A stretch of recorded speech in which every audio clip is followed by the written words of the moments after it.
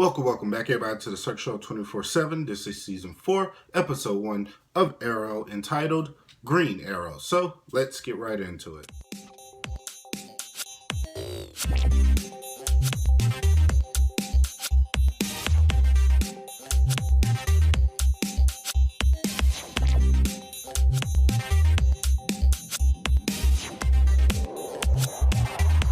Alright guys, Arrow is back, and I'm super excited for this season because I just want this season to be better than last season. I did not like last season 3 at all that much. It was a lot of missed opportunities, a lot of just weird episodes, a lot of things that were just all over the place, and it just felt like very unfocused in that season. It was just a tough season to get through. So I was really just looking forward to, Arrow getting back to like how I liked it. And it seems like it's going to do that. It seems like they have a story that they're going to tell, and they're going to tell it. It's going to be very contained. A lot of cool surprises looks like it's going to happen. It seems like they introduced a very interesting character or main villain. So I'm super excited for this season. The premiere was really good. I really enjoyed it. When we last left off with Oliver, he basically he quit being the Arrow. He was tired of being that person. He wanted to kind of live a life. He wanted to kind of just be normal and just do normal things. So he left with Felicity, and now they're living a boring life together, and that's okay with Oliver, and I like that, because you see Oliver, he's just taking that opportunity to just relax and have fun and just enjoy his beautiful girlfriend, and you can tell that out of both of them in that relationship, he's the one that's enjoying it the most, because it's very brand new to him, and he's not have to look at, he doesn't really have to look over his shoulder. He doesn't have to worry about shooting somebody in the ass with the arrow.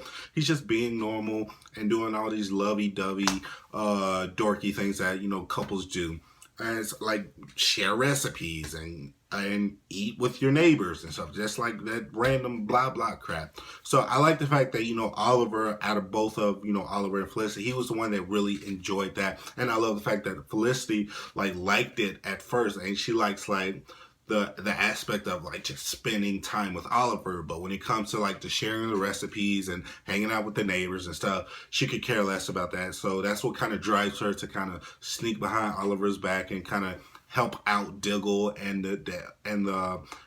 that team now, because now the Arrow is not there. The team is basically Diggle's, and Diggle's captain of the Arrow team, which consists of Speedy, aka Red Arrow, aka just Thea. So she's on the team now. You have Black Canary with Laurel and stuff, and you have Diggle, and what I like about it is, it gives Diggle the opportunity to, be the badass that we always want. Well, he's always been a badass, but just be that leader badass without Oliver, actually being there. So I really enjoyed that moment where, he's the one, commanding and telling people what to do, and they have to look to him for advice. What I didn't like about it was that they made it seem like, okay, he's good for a second, but then they make it seem like, oh, we can't really succeed because Diggle's captain, and we need Oliver. They made it seem like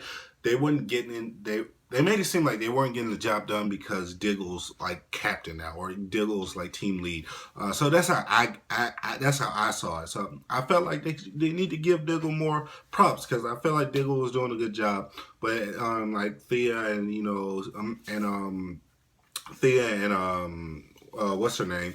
Black Canary just made it seem like it was just too hard without Oliver actually being on the team. So that kind of bugged me a little bit. But I guess I do like that he does have a costume now. That the helmet still does look stupid. Yes, we all know the helmet does look stupid.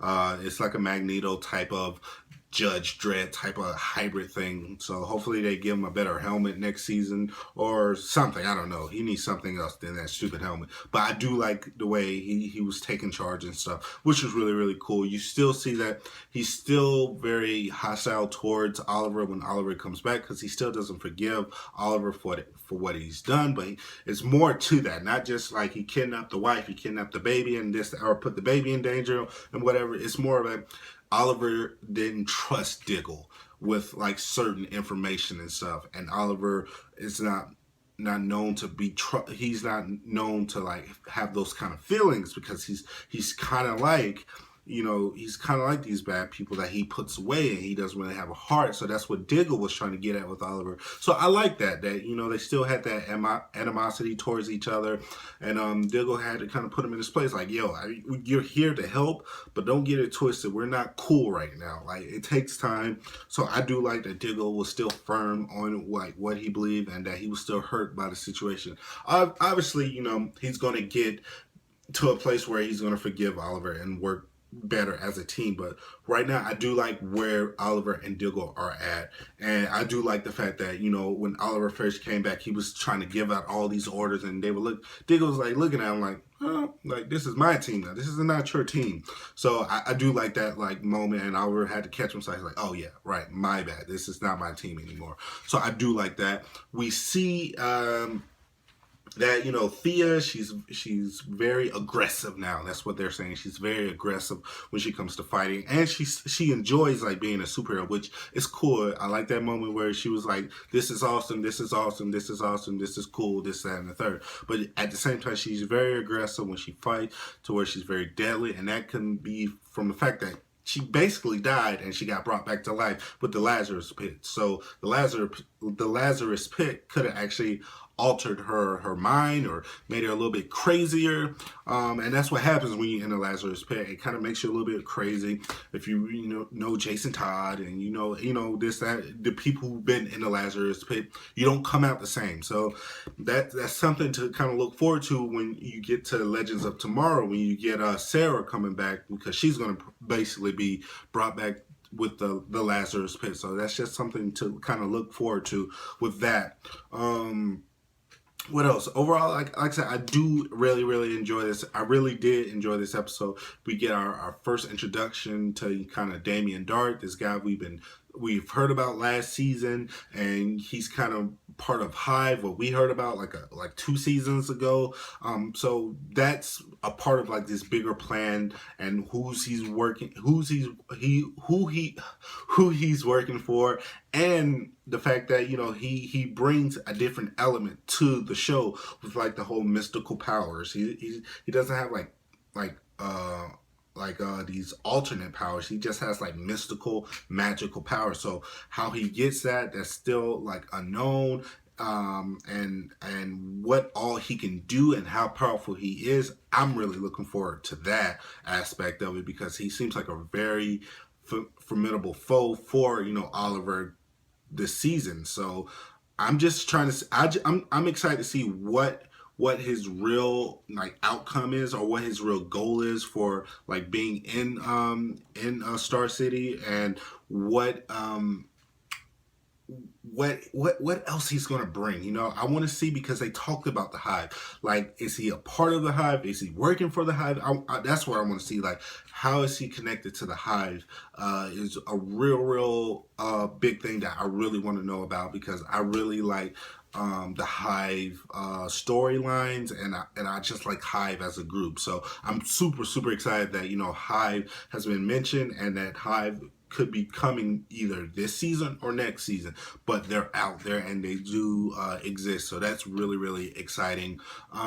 Anything else? Yeah, we get the kind of the end part of this that everybody's going to be talking about, where it kind of flashes to 6 months in advance, and we're at a funeral basically, where it's Oliver and Barry shows up, and they do it really cool that Oliver's crying and somebody important died. It could either be Felicity, it can be Diggle, it can be his sister, it can be anybody, but it's somebody important that died to Oliver. And I'm really excited to see who that is, how it happened, and you can tell that Oliver was very upset. He wanted to kill the person who killed who killed the person. He wants to kill the person who killed his person he cares about, who's in the grave. And I like the fact they didn't say who killed him. He just said, I'm going to kill him. So it can be anybody. It doesn't have to be Damien Dark. It can be anybody. So I'm really super excited to see who that is, and who's that in the grave, and who's that who actually killed the person. So overall, I really enjoyed this episode. It's really late. I'm sorry I'm slurring on my words. It's just super late. And yeah, I'm going back to bed. So this is the Cirque Show 24/7. Be easy.